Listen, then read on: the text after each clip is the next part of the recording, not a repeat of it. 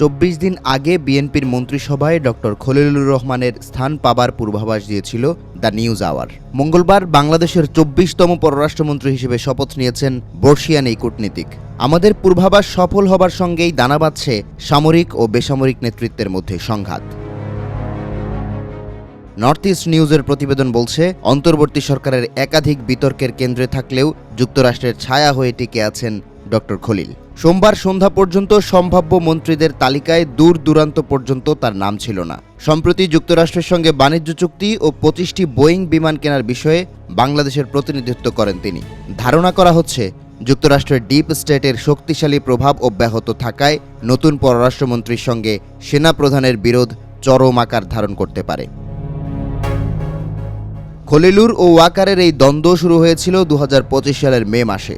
সে সময় জাতীয় নিরাপত্তা উপদেষ্টা রাখাইন রাজ্যে মানবিক করিডোর তৈরি করার বিষয়ে অস্বাভাবিক আগ্রহ দেখিয়েছিলেন। ১২ ফেব্রুয়ারির নির্বাচনের আগ পর্যন্ত এই বিরোধের কোনো সমাধান হয়নি।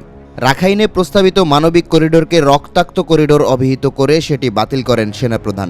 নর্থ ইস্ট নিউজের দাবি, জেনারেল জামান ডক্টর খলিলুর রহমানকে ঢাকা সেনানিবাসে অবাঞ্ছিত ঘোষণা করেছিলেন। এই নিষেধাজ্ঞা অব্যাহত থাকলে সামরিক ও বেসামরিক শক্তির মধ্যে দূরত্ব তৈরি হবে, যার প্রভাবে বাড়বে ভূরাজনৈতিক উদ্বেগ। ১৯৭৭ সালে ঢাকা বিশ্ববিদ্যালয়ের অর্থনীতি বিভাগে স্নাতকোত্তর পরীক্ষায় প্রথম শ্রেণীতে প্রথম স্থান অর্জন করেন খলিলুর রহমান। ২ বছর পর বাংলাদেশ সিভিল সার্ভিসে যোগ দেন পররাষ্ট্র ক্যাডার হিসেবে। পরবর্তীতে যুক্তরাষ্ট্রের টাফটস ও হার্ভার্ড বিশ্ববিদ্যালয়ে আইন ও কূটনীতিতে এমএ এবং অর্থনীতিতে পিএইচডি ডিগ্রি লাভ করেন। কূটনীতিক হিসেবে খলিলুর রহমানের ক্যারিয়ার বেশ সমৃদ্ধ। কাজ করেছেন পররাষ্ট্র মন্ত্রণালয়ের দক্ষিণ এশিয়া বিভাগে এবং পররাষ্ট্রমন্ত্রীর ব্যক্তিগত সচিব হিসেবে। ১৯৮৫ সালে তাকে জাতিসংঘের বাংলাদেশের স্থায়ী মিশনে বদলি করা হয়। ৬ বছর পর জাতিসংঘ সচিবালয়ে বিশেষ উপদেষ্টা হিসেবে দায়িত্ব পালন করেন তিনি।